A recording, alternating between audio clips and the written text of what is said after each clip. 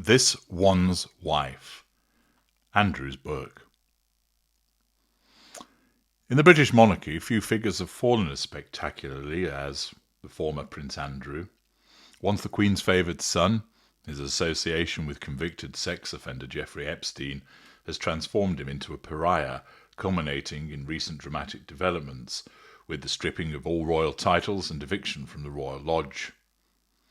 The decision follows the posthumous publication of Virginia Giuffre's memoir, Nobody's Child, which details her allegations of sexual abuse by Andrew when she was a minor, trafficked by Epstein. Giuffre, who reportedly died by suicide after completing the book, omitted certain names, including that of a prominent former Prime Minister she claimed raped her, fearing for her life. Her family's declaration of victory underscores the memoir's impact, amplifying scrutiny on Andrew's Epstein ties, which persisted until at least 2011, according to leaked emails. As I've explained in an earlier video, the loss of the titles, the loss of the status, the loss of the property, all amounts to massive wounding for this narcissist. And, driven by his narcissism, it raises a potential question. How might he strike back? Remember, these are all threats to control, and his narcissism needs to address those threats to control. Long-time students of my work will know that there are 3 assertions of control available to the narcissist: direct, indirect, and withdrawal. If you'd like to understand more about what all of that means, to have a full understanding of the way that narcissists function, you can obtain the 3 assertions of control from the Knowledge Vault, link in the video description. One potential route that's open to Andrew is that retaliation with his own tell-all book. There's a suggestion that he might be plotting his own memoir to set the record straight. In other words, to nullify the threats to control posed by the allegations from Virginia Giuffre's posthumous memoir and all the other allegations that have been thrown his way, to address the threats to control posed by his loss of the titles, that finally pushed into a position whereby he is viewed as having little to lose, that he decides that he's going to go scorched earth, that he's employing a ghostwriter, as he did in earlier considerations back in 2023. Remember, Andrew sees himself as a victim. That's the default position of the narcissist. But he also knows where the bodies are buried. An individual that has had a rich and varied history with regard to his globetrotting, involvement with women, shady financial dealings, will know plenty about not only the late Queen Elizabeth II and his late father Prince Philip, but also the current King Charles and other members of the family. This may also extend to include this one's wife. For the purposes of making money and for gaining some form of revenge, is there a risk that Andrew will tell all? He's certainly going to know plenty about so many members of the royal family, and this could well include this one's wife, by virtue of her behaviours, but also as a consequence of the suggested connection between her and Andrew, whereby it's rumoured that they either, at the very least, knew one another, or that there'd been some kind of sexual interaction between the two as a consequence of her involvement in being a yacht girl. It may be the case that he's looking to write this bombshell publication. Why might he do so?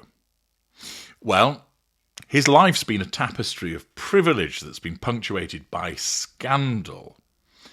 His post-military career devolved into controversy, from dubious business dealings as a trade envoy to his car crash 2019 BBC Newsnight interview, where he denied sweating due to a supposed medical condition and claimed no recollection of meeting Virginia Giuffre, despite the apparent photographic evidence. A tell-all memoir could serve multiple purposes for Andrew. First of all, there's a huge residual benefit of money. It could enable him to recoup losses.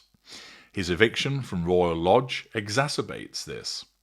Reputationally, it offers a platform to counter certain narratives, much like Harry's Spare aimed to humanise his experiences, although Andrew, as a narcissist, may well utilise the publication as a means to nullify certain threats to control and assert control. He's floated the idea of a book or a wide-ranging interview previously in 2023 in an attempt to win back support. In the context of 2025, with Giuffre's memoir fueling fresh outrage, detailing, for instance, how Andrew allegedly hired internet trolls to discredit her, Andrew may well feel compelled to respond. A source in the recent biography entitled The Rise and Fall of the House of York portrays Andrew's Epstein friendship as a web of sex and money scandals, predicting his downfall before it occurred. Writing his own account could either be an attempt to frame him as misunderstood, a victim, again the mind of the narcissist at work, of media bias or palace machinations. There's no doubt that the publishing industry would likely salivate over such a project. Harry's Spare sold millions, proving royal exposé's marketability. Andrew's insider status, witness to decades of royal intrigue, could command a hefty advance, especially if he promises unfiltered truths. Thus, the allure of the considerable residual benefit of money, remember, he doesn't operate with a facade, and the victim mentality driving him on to nullify those threats to control could make for a compelling case. If there has been an association with this one's wife, this could pose be particularly problematic for her. Andrew may essentially feel that he's been backed into a corner and has no other opportunity other than to issue all of these revelations, including those about this one's wife. This would be hugely damaging for her. If it is true that she has been a yacht girl and has an association with Prince Andrew, and Prince Andrew basically doesn't give a fuck about revealing this in order to propagate his own interests of making money, after all, it's not like he's going to lose any more titles, is it? It's not like he's necessarily going to lose a great big property because he already has. He may well, driven by the in-the-moment focus of his narcissism, deem appropriate to make such disclosures. While some might think that it's embarrassing to him, he may well have reached the point of that he really doesn't care anymore, and it's more about lashing out and damaging other people, which could cause particular problems for this one's wife. If he proceeded, his revelations would likely eclipse the candour of Spare, targeting the monarchy's core. Central would be the Epstein affair. Andrew might detail, for instance, how the royal family handled his scandal, including Queen Elizabeth's alleged favouritism, which shielded him until her death in 2022. He could disclose internal discussions about his settlement, funded partly by the Queen's estate, raising question about taxpayer money and accountability. He might shed light on Epstein's broader royal connections, visits to Balmoral, Windsor and Sandringham. He could well name other high-profile figures, echoing Giuffre's omissions. For instance, there are photos of Epstein and Ghislaine Maxwell at Windsor with Harvey Weinstein at Andrew's invitation, and this hints at a network influence that could implicate others. This could be catastrophic. A book could expose palace PR failures, such as the botched Newsnight interview, or efforts to rehabilitate Andrew's image. It could reveal family rifts, Andrew's resentment towards Charles for evicting him, tensions with siblings like Princess Anne, broader secrets such as financial improprieties, like Andrew's deals with dubious foreign dignitaries during his trade envoy royal. This could all damage the institution, particularly, and fuel Republican sentiments. For Prince Harry and this one's wife, they've built a brand on candid revelations, but Andrew's book could make this problematic by drawing parallels, highlighting hypocrisies. He could disclose private family dynamics with the two of them pre-Megxit, such as Harry's alleged envy of Andrew's Spare status or clashes over security. Andrew might actually counter Harry and this one's wife's claims of institutional racism or media complicity by revealing his own experiences, positioning himself as a victim of favouritism rather than them being victims. It could be that he would shed light on their post-royal ventures. He could disclose communications showing Harry's sympathy or criticism of Andrew's handling, complicating the Sussexes' narrative of moral high ground. If Andrew addresses this one's wife's bullying allegations or family estrangement, it might reignite debates, portraying the royals as a dysfunctional unit or the Sussexes as liars.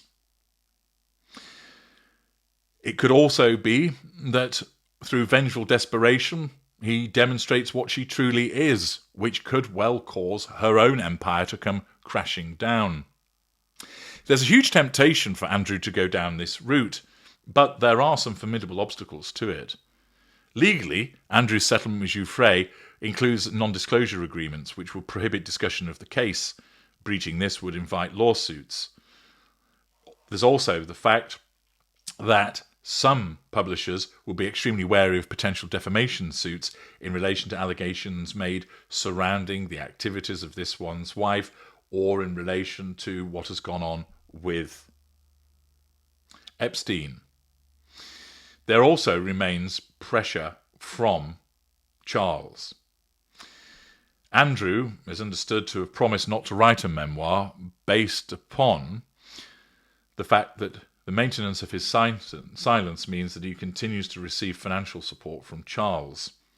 Given the fact that Andrew is unlikely to be able to obtain any form of income himself following his status as a pariah, he becomes wholly reliant upon his brother to give him somewhere to live and to provide him with some form of pension. The cost of that is likely silence. Whilst it's hugely tempting for Andrew to take this step because of the way that it'll allow him to address certain threats to control and has the potential to make him a lot of money by way of a residual benefit, it's likely that the gamble may prove too much. It might be a tantalizing final act of defiance from him, potentially unveiling Epstein's shadows, royal hypocrisies, and also plenty about this one's wife. Yet ultimately, the potential for restraint remains. Legal, familial, financial hurdles, amplified by his recent disgrace, make publication perhaps improbable. The fact is that given that there are still some trinkets, albeit much smaller, available to him from Charles, the price is clearly going to be that he keeps his mouth shut and lives the rest of his life in quiet solitude. Do you think that he will? Do you think, given the fact that he has largely kept his head down, prove to be an indicator that he will accept the property and a pension and stay quiet?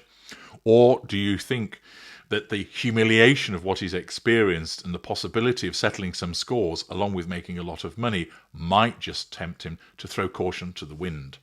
Let me know your thoughts in the comments section. I'm H.G. Tudor. Thank you for listening.